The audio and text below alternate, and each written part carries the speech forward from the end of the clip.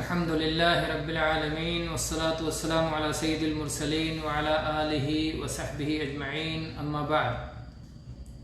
شیخ الاسلام محمد بن عبد الوہاب رحمہ اللہ کی کتاب التوحید کو ہم دھیرے دھیرے پڑھ رہے ہیں اور اس میں غور و فکر کر رہے ہیں. اس میں ہم پہنچ گئے ہیں باب الخوف من الشرک تک. باب الخوف من الشرک، شرک سے خوف کا بیان. اس سے پہلے کے ابواب میں شیخ رحمہ اللہ نے توحید کے فضائل بیان کیے.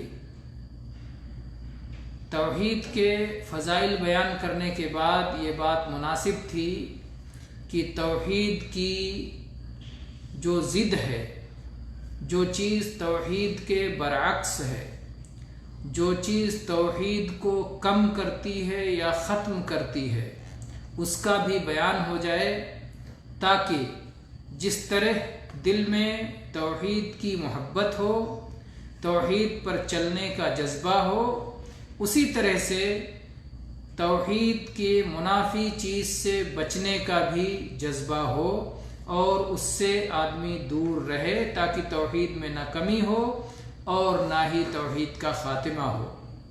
تو اس لیے توحید کے منافی ہے شرک.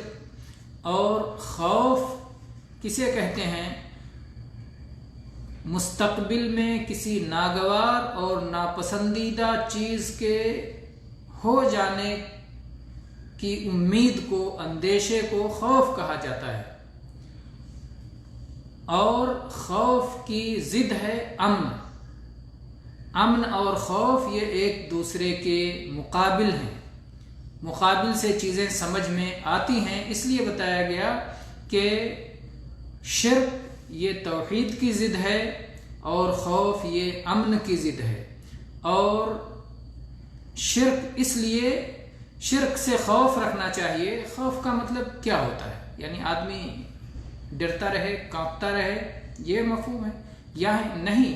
خوف کا جو تقاضا ہے اس تقاضے پہ عمل کرے، یعنی شرک سے دور بھاگے اور شرک تک پہنچانے والے اسباب اور وسائل سے بھی دور رہے، تاکہ کسی وجہ سے شرک میں نہ پڑ جائے. جیسا کہ حذیفہ رضی اللہ عنہ کہتے تھے، کان الناس یسألون رسول اللہ صلی اللہ علیہ وسلم عن الخیر وکنت اسألہ عن الشر مخافۃ ان یدرکنی. کہ لوگ رسول اللہ صلی اللہ علیہ وسلم سے خیر و بھلائی کے بارے میں سوال کرتے تھے، اور میں رسول اللہ صلی اللہ علیہ وسلم سے شر اور برائی کے بارے میں پوچھا کرتا تھا، تاکہ کہیں میں اس میں پڑ نہ جاؤں یا وہ شر اور آفت مجھے لگ نہ جائے. تو اس لیے جب میں اس سے خبردار رہوں گا، اسے جانوں گا، اسے پہچانوں گا، تو میں اس سے بچوں گا. چنانچہ شرک سے خوف کا بیان. کیا دلیل ہے کہ شرک سے خوف ہونا چاہیے؟ اور اس لیے بھی شیخ نے یہ باب قائم کیا ہے کیونکہ شرک سے ڈرنا، شرک سے خوف رکھنا، یہ بھی توحید کا حصہ ہے. یعنی اس سے ہی توحید مکمل ہوتی ہے. توحید جیسے ایمان گھٹتا اور بڑھتا ہے، ایسے ہی توحید وہ چیز ہے جو گھٹتی اور بڑھتی ہے. تو جو شخص توحید کو اپنائے گا، اس کی ذمہ داریوں میں سے یہ ہے کہ وہ شرک کا رد کرے، شرک کو چھوڑے، شرک سے بچے، شرک کا خوف اس کے دل میں ہو، تو شرک سے بھاگے. تو اس کے ذریعے سے انسان کی توحید مکمل ہوتی ہے. تو اس لیے بھی اس کا بیان کیا. کیوں شرک سے ڈرنا چاہیے؟ کیا دلیل ہے؟ تو شیخ تو دلیل کے بغیر بات نہیں کرتے. سب سے پہلے سورہ نساء کی آیت نمبر 48 کا ذکر کیا، جس میں اللہ تبارک و تعالیٰ فرماتا ہے، ان اللہ لا یغفر ان یشرک بہ ویغفر ما دون ذلک لمن یشاء. اللہ تبارک و تعالیٰ اس بات کو کبھی معاف کرنے والا نہیں ہے، کبھی بخشنے والا نہیں ہے کہ اس کے ساتھ شرک کیا جائے. امام ابن کثیر رحمہ اللہ اس آیت کی تفسیر میں لکھتے ہیں کہ جو شخص اللہ سے اس حالت میں ملاقات کرے کہ وہ شرک کر رہا ہو، شرک کرتے ہوئے اللہ سے ملاقات کرے، گویا شرک کی حالت میں مرا ہے، شرک سے توبہ نہیں کیا ہے، شرک کو چھوڑا نہیں ہے، توحید کو اپنایا نہیں ہے، شرک کی حالت میں اس کی وفات ہوئی ہے اور اللہ سے اس کی ملاقات ہوئی ہے، تو اللہ تعالیٰ اس کی مغفرت نہیں فرمائے گا، اللہ نے پہلے سے اعلان کر دیا۔ وَيَغْفِرُ مَا دُونَ ذَلِكَ لِمَن يَشَاءُ، اور شرک سے کمتر جو چیزیں ہیں اللہ تعالیٰ جس کے لیے چاہے معاف فرما دے۔ تو جب شرک اتنا بڑا جرم ہے کہ اللہ نے توبہ کے بغیر مرنے پر، اس گناہ کے ساتھ مرنے پر معاف نہ کیے جانے کا اعلان کر دیا ہے اور اس کے لیے جہنم کو ہمیشہ ہمیشہ کا ٹھکانہ بنا دیا ہے، اتنی بدترین چیز ہے، اتنا بڑا ظلم ہے، تو ظاہر بات ہے کہ اس سے کیوں نہیں ڈرنا چاہیے اور اس سے کیوں نہیں خوف ہونا چاہیے کہ کہیں ہمارے اندر شرک نہ آ جائے اور اس کی وجہ سے کہیں ہماری بھی معافی نہ ہو اور رب کا اتنا غضب ہو جائے کہ پھر معافی کا کہیں کوئی گنجائش نہ رہ جائے۔ تو اگر کوئی شخص شرک پہ ہے تو اسے توبہ کر لینا چاہیے، توبہ سے معاف ہو جاتا ہے۔ مرنے سے پہلے اگر کسی شخص نے توبہ کر لیا تو توبہ سے معاف ہو جاتا ہے، جیسا کہ اللہ تعالیٰ نے فرمایا قُلْ يَا عِبَادِيَ الَّذِينَ أَسْرَفُوا عَلَىٰ أَنفُسِهِمْ لَا تَقْنَطُوا مِن رَحْمَةِ اللَّهِ إِنَّ اللَّهَ يَغْفِرُ الذُّنُوبَ جَمِيعًا۔ اللہ تعالیٰ توبہ کرنے پر تمام گناہوں کو بخش دے گا، کفر کو بھی بخش دے گا، شرک کو بھی بخش دے گا، بڑے سے بڑے گناہ، باقی تو اس سے کفر و شرک سے چھوٹے گناہ ہیں، سارے گناہ کفر و شرک کے مقابلے میں چھوٹے ہیں، تو توبہ کی وجہ سے اللہ تعالیٰ سب کچھ معاف کر دے گا۔ اس آیت میں اس بات کا ذکر ہے کہ توبہ کے بغیر شرک پر اگر کوئی مر کر کے اللہ سے ملاقات کرتا ہے تو اس کی معافی ہرگز نہیں ہونے والی ہے۔ تو جب یہ اس قدر خطرناک گناہ ہے تو ظاہر بات ہے کہ اس کا خوف ہونا چاہیے اور اس سے بچنے کی پوری کوشش ہونا چاہیے اور اس کے ذریعے سے اپنی توحید کو مکمل کرنا چاہیے۔ اسی طرح سے یہ رہا اس میں شرک اکبر کا بیان ہے۔ اسی طرح سے وقال الخلیل، ابراہیم علیہ السلام کے بارے میں اللہ تعالیٰ نے یہ قول قرآن پاک میں ذکر کیا ہے کہ انہوں نے اللہ سے دعا مانگی وَجْنُبْنِي وَبَنِيَّ أَن نَعْبُدَ الْأَصْنَامَ، اے اللہ مجھے بچانا اور میری اولاد کو بچانا اس بات سے کہ ہم بتوں کی عبادت میں لگ جائیں۔ بتوں کی عبادت یہ شرک کی ایک صورت ہے، شرک اکبر کی ایک صورت ہے۔ بت کسے کہتے ہیں؟ صنم۔ صنم کہتے ہیں جسے کسی انسان یا حیوان کی صورت پر تراشا گیا ہو، مورتی یا بت، اس کی عبادت میں ہم پڑ جائیں، اے اللہ تو اس سے ہماری حفاظت کرنا۔ وہ اللہ کے خلیل ہیں ابراہیم علیہ السلام، امام الموحدین ہیں، اللہ تبارک و تعالیٰ نے انہیں امام بنایا ہے، قرآن پاک میں ان کی امامت کا ذکر فرمایا ہے، اللہ تبارک و تعالیٰ نے ان کے شرک سے سلامت رہنے کی گواہی دی ہے۔ وہ ابراہیم علیہ السلام جب وہ اللہ سے ڈر رہے ہیں اور اللہ سے دعا مانگ رہے ہیں، اس سے معلوم ہوتا ہے کہ ایک بندہ چاہے جتنے بڑے مرتبے پر پہنچ جائے وہ اللہ کا محتاج ہوتا ہے، وہ دعا کا محتاج ہوتا ہے۔ ابراہیم علیہ السلام اللہ کے خلیل، اتنا بڑا مقام اور مرتبہ، لیکن اس کے باوجود وہ جانتے ہیں کہ میرے بس میں کچھ نہیں ہے، لا حول ولا قوت الا باللہ، اللہ کے بغیر کسی حرکت اور کسی تبدیلی کی کوئی قوت نہیں ہے۔ اس لیے ہر بندے کو اللہ سے دعا مانگتے رہنا چاہیے، اللہ سے رجوع کرتے رہنا چاہیے، اللہ کے سامنے اپنی محتاجی اور عاجزی کا اظہار کرتے رہنا چاہیے۔ تو ابراہیم علیہ السلام نے بھی اپنی بندگی کا، اپنی عاجزی کا اللہ کے سامنے اظہار کیا کہ اللہ اگر تو نے توحید پہ قائم رکھا ہے تو یہ تیرا فضل و کرم ہے، اے اللہ اگر تو نے شرک سے محفوظ رکھا ہے تو یہ تیرا فضل و کرم ہے، یا اللہ تو مجھے بھی آئندہ بھی محفوظ رکھ جیسے اب تک محفوظ رکھا ہے، اور اے اللہ میری اولاد کو بھی محفوظ رکھنا۔ چنانچہ اللہ تبارک و تعالیٰ نے ابراہیم علیہ السلام کی اس دعا کو قبول فرمایا اور آپ کی اولاد میں انبیاء بھیجے جو برابر لوگوں کو توحید کی طرف بلاتے رہے اور شرک سے آگاہ اور خبردار کرتے رہے۔ تو جب ابراہیم علیہ السلام اپنے بارے میں اور اپنی اولاد کے بارے میں ڈرتے تھے، خود اپنے بارے میں ڈرتے تھے، اولاد تو بات کی بات ہے، اپنے بارے میں ڈرتے تھے کہ کہیں میں شرک میں نہ پڑ جاؤں، تو پھر ابراہیم علیہ السلام کے بعد اور کون مامون رہ سکتا ہے، اور کون بے خوف رہ سکتا ہے، اور کون نڈر ہو سکتا ہے کہ مجھ سے تو شرک ہوگا ہی نہیں. آج بہت افسوس اور دکھ کی بات ہے کہ بہت سارے لوگ جو یہ سمجھتے ہیں کہ میں توحید پر ہوں، لیکن وہ توحید نہ سیکھتے ہیں. کہتے ہیں ہم تو توحید والے ہیں، ہمیں توحید سیکھنے کی کیا ضرورت ہے. تو جب توحید سیکھیں گے نہیں، شرک سیکھیں گے نہیں، تو توحید پہ چلیں گے کیسے، شرک سے بچیں گے کیسے؟ اس لیے ہر بندے کو توحید ایسی چیز ہے جسے بار بار سیکھنا چاہیے، دہراتے رہنا چاہیے. اس سلسلے میں اللہ سے دعائیں مانگتے رہنی چاہیے، اپنی پوری کوشش کرنا چاہیے. شرک کو سیکھتے رہنا چاہیے، اس سے قدم قدم پہ اس سے آگاہ ہونا چاہیے. چھوٹا شرک کیا ہے، بڑا شرک کیا ہے، سب سے بچنا چاہیے. اور اللہ تبارک و تعالیٰ سے بھی دعا اور گریہ وزاری کرتے رہنا چاہیے کہ یا اللہ تو شرک سے بچا لے، تو شرک سے محفوظ کر لے. کیونکہ اگر اللہ تبارک و تعالیٰ شرک سے نہیں محفوظ کرے گا تو ہم خود بخود اپنی طاقت کی بنیاد پر شرک سے نہیں محفوظ رہ سکتے ہیں. تو بندے کو اپنے لیے، اپنی اولاد کے لیے دعا کرتے رہنا چاہیے اور ساری مصیبتوں سے بچنے کے لیے اللہ سے ہی مانگنا چاہیے. وہی مشکلات کا دور کرنے والا ہے. جس میں سب سے بڑی مشکل شرک کی مشکل ہے، اس کو بھی اللہ سے سوال کرنا چاہیے کہ یا اللہ شرک سے بچا لے، یا اللہ شرک سے محفوظ کر دے. کیونکہ شرک پہ اگر کوئی بندہ اللہ کے سامنے حاضر ہوا تو پھر ہمیشہ ہمیش کے لیے جہنم میں جائے گا، کبھی جنت میں نہیں آ سکتا ہے.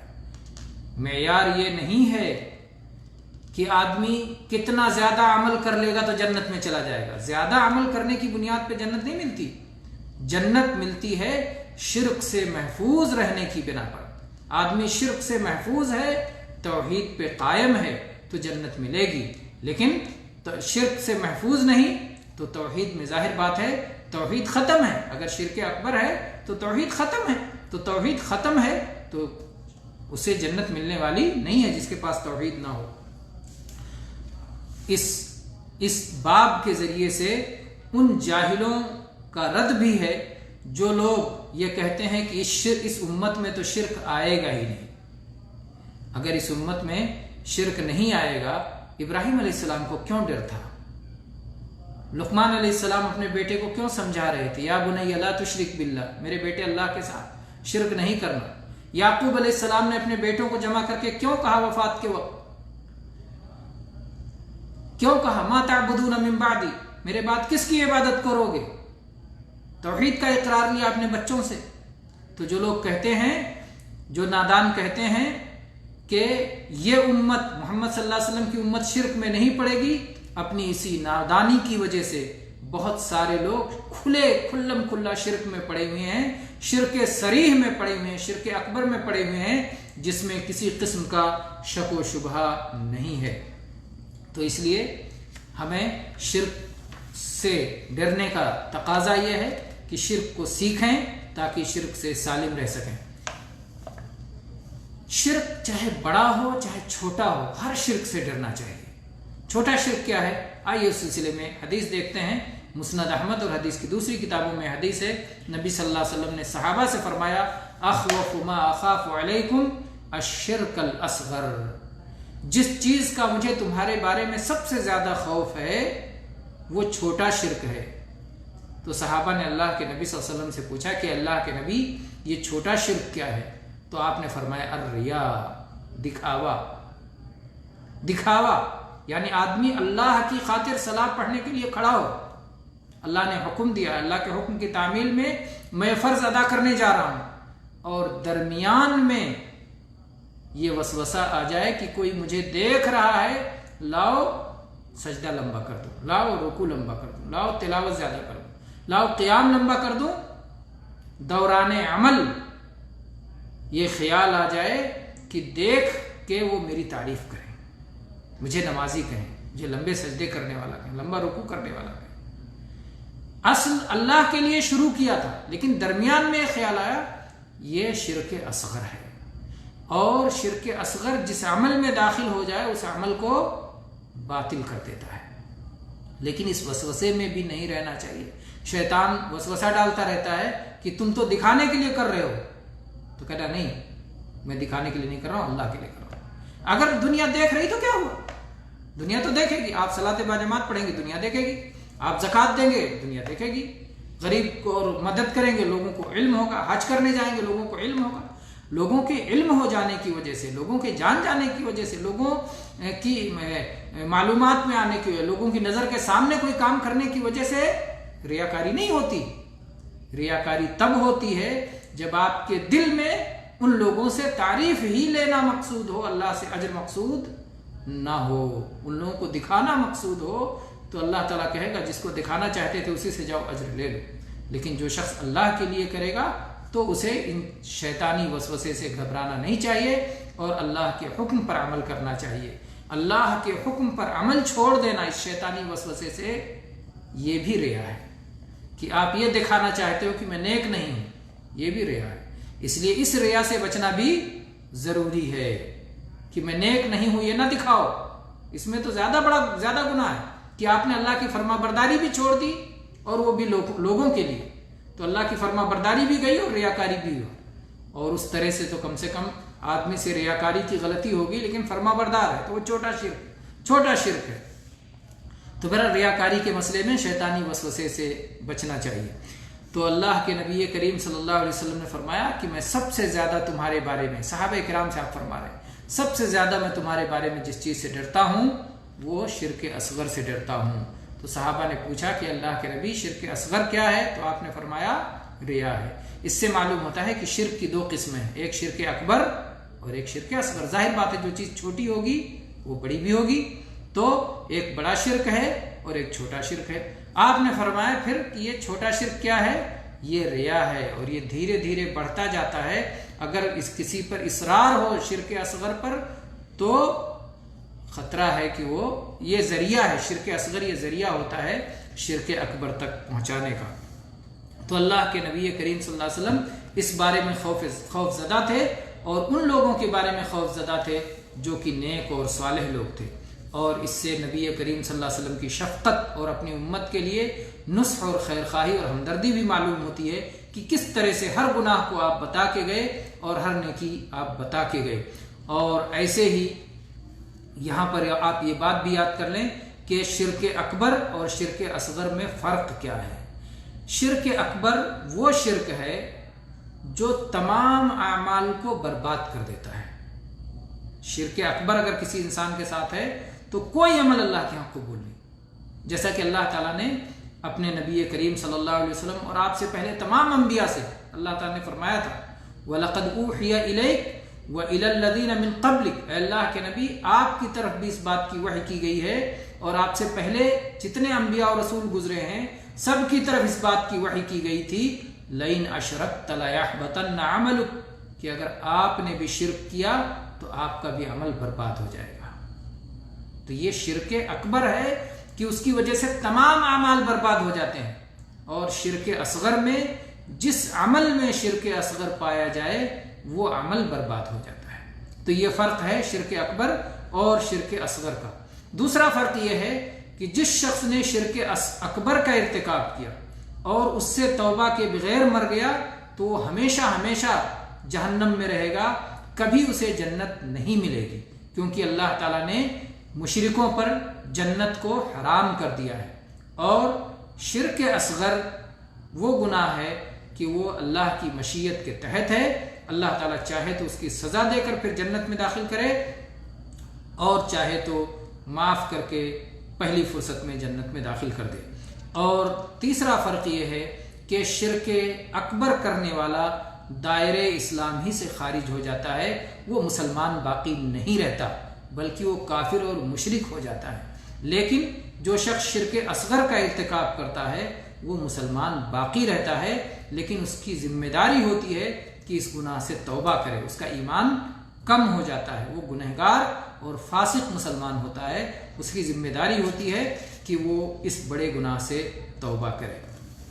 تو بہرحال یہ رہا اس باب کا بیان کہ شرک اتنا بڑا گناہ ہے کہ وہ چھوٹا ہو چاہے بڑا ہو سب سے ڈرنا چاہیے، اور ڈر کا تقاضا یہ ہے کہ اس سے بچنا چاہیے اور ان اسباب اور وسائل سے بھی بچنا چاہیے جو اس شرک تک پہنچاتے ہوں۔ اس سلسلے میں پھر شیخ نے ایک حدیث ذکر کی عبداللہ ابن مسعود رضی اللہ عنہ کی کہ رسول اللہ صلی اللہ علیہ وسلم نے فرمایا من مات وهو يدعو لله ندا دخل النار، جو شخص اس حال میں مرا کہ وہ اللہ کے برابر بنا کر کے کسی اور شخص سے دعا مانگا کرتا تھا تو وہ جہنم میں جائے گا۔ یدعو یعبد کے معنی میں بھی آتا ہے، جو شخص اللہ کے ہمسر بنا کر کسی اور کو اس کی عبادت کیا کرتا تھا، اس سے دعا کیا کرتا تھا تو وہ جہنم میں جائے گا۔ یہ صحیح بخاری کی حدیث ہے۔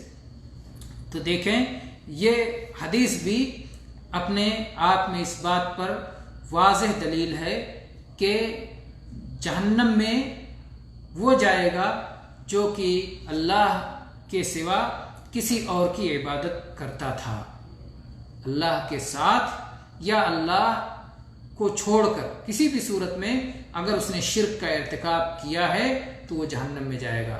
تو گویا جنت میں جانے کے لیے جس چیز کی ضرورت ہے وہ یہ ہے کہ آدمی شرک سے محفوظ ہو، شرک سے سلامت ہو۔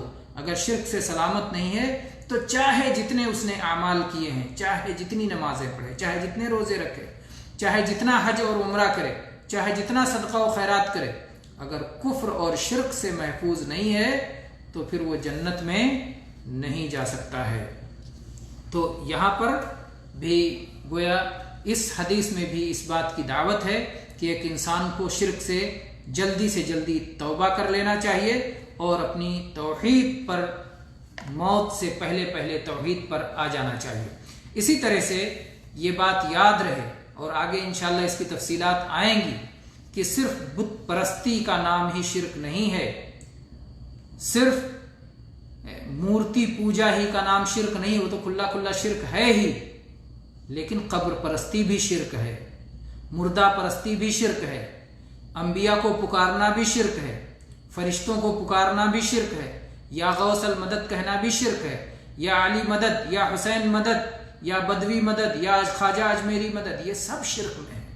چاہے کسی فرشتے کو بلاؤ، چاہے کسی نبی کو پکارو، چاہے کسی ولی کو پکارو، چاہے کسی زندہ کو پکارو، چاہے کسی مردہ کو پکارو، چاہے کسی پتھر کو پکارو، چاہے کسی درخت کو پکارو، وہ عبادت جو اللہ کے لیے ہونا چاہیے، دعا عبادت ہے، دعا خالص اللہ کے لیے ہونا چاہیے۔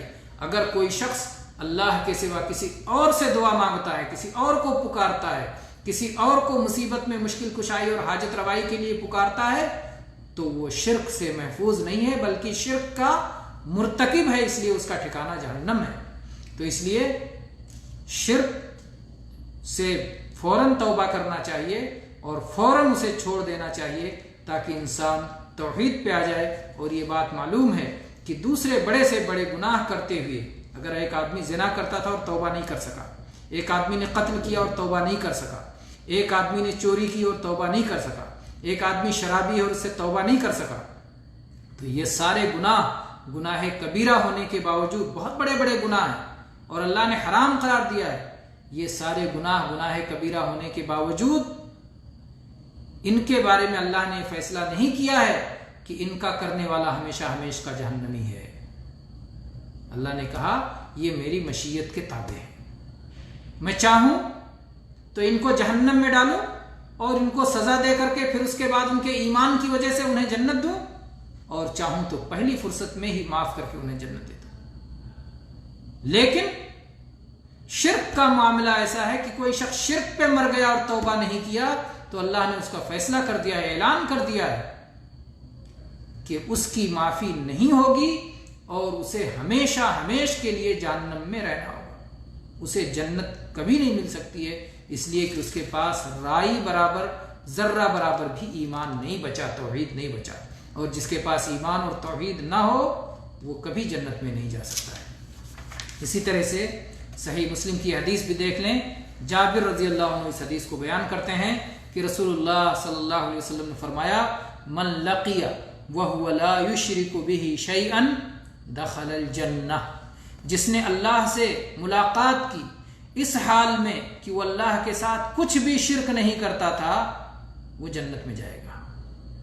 جس نے اس حال میں اللہ سے ملاقات کی کہ وہ شرک سے محفوظ تھا، شرک سے سالم تھا، کچھ بھی شرک نہیں کرتا تھا، نہ چھوٹا شرک، نہ بڑا شرک، نہ کھلا شرک، نہ ڈھکا شرک، نہ شرک خفی، نہ شرک جلی، کسی قسم کی شرک نہیں کرتا تھا، دخل الجنہ، پہلی فرصت میں جنت میں جائے گا۔ لیکن اگر اس کے یہاں شرک سے سالم نہیں ہے تو پھر پہلی فرصت میں جنت میں جانے کی گارنٹی نہیں ہے۔ اور اگر شرک اکبر اصغر کسی بھی شرک سے سالم نہیں، ہر طرح کا شرک اس کے یہاں پایا جاتا ہے، شرک اکبر خاص طور پہ پایا جاتا ہے، تو کبھی بھی جنت میں نہیں جا سکتا ہے۔ تو جنت میں جانے کا معیار کیا ہے؟ شرک سے محفوظ رہنا۔ تو جب شرک سے محفوظ رہنا معیار ٹھہرا تو کیا ایسی چیز نہیں ہوئی شرک کہ جس سے ڈرا جائے، جس سے دور بھاگا جائے، جس سے بچا جائے، جس کو سمجھا جائے، جس کو سیکھا جائے، اور شرک تک پہنچانے، شرک کے قریب بھی نہ پھٹکا جائے، شرک تک پہنچانے والے وسائل و ذرائع سے بھی دور رہا جائے۔ معصیت اور بدعات یہ جو شرک تک پہنچاتے ہیں، اور شرک اصغر جو شرک اکبر تک پہنچاتا ہے، ان سب کو سیکھنا تاکہ ان سے بچ سکے، کیا یہ ضروری نہیں ہے؟ تو اللہ کے نبی صلی اللہ علیہ وسلم نے فرمایا جو اللہ تعالیٰ سے اس حال میں ملاقات کرے گا کہ وہ کچھ بھی شرک نہیں کرتا رہا ہوگا تو جنت میں داخل ہوگا۔ وَمَن لَقِيَهُ يُشْرِكُ بِهِ شَيْئًا دَخَلَ النَّارِ، اور جو شخص اللہ سے اس حال میں ملاقات کرے گا کہ اس نے اللہ کے ساتھ شرک پر وفات پائی ہوگی، اللہ کے ساتھ شرک کرتے ہوئے، شرک کی حالت میں شرک پر قائم رہ کر توبہ کے بغیر وفات پائی ہوگی، تو ایسا شخص جہنم میں جائے گا۔ تو اس لیے یہ معلوم ہونا چاہیے کہ جنت بہت قریب ہے اور جہنم بھی بہت قریب ہے۔ کیوں؟ مرے اور جنت یا جہنم میں گئے۔ مرنا ہی صرف فاصلہ ہے، اور توبہ کا وقت مرنے سے پہلے ہے، اور کسی کو اپنی موت کا علم نہیں ہے۔ اس لیے جس کو بھی معلوم ہو جائے کہ شرک جہنم میں لے جانے کا سبب ہے اور شرک سے بچ گئے تو جنت میں جانے کا ذریعہ ہے، تو فوراً اسے شرک سے توبہ کرنا چاہیے، فوراً شرک کو چھوڑنا چاہیے، فوراً ندامت اور شرمندگی ہونی چاہیے کہ جو اب تک شرک مجھ سے ہوا یہ بہت غلط تھا، اس پہ ندامت اور شرمندگی ہونی چاہیے، اور آئندہ کے لیے پختہ عزم ہونا چاہیے کہ کبھی ہم شرک کے قریب نہیں جائیں گے انشاءاللہ۔ اللہ تبارک و تعالی ہم سب کی شرک سے حفاظت فرمائے، اور اللہ تعالی ہمیں توحید پر ثابت قدم رکھے، توحید پر استقامت عطا فرمائے۔ آمین۔ وآخر دعوانا ان الحمد للہ رب العالمین، وصلی اللہ علی نبینا وسلم۔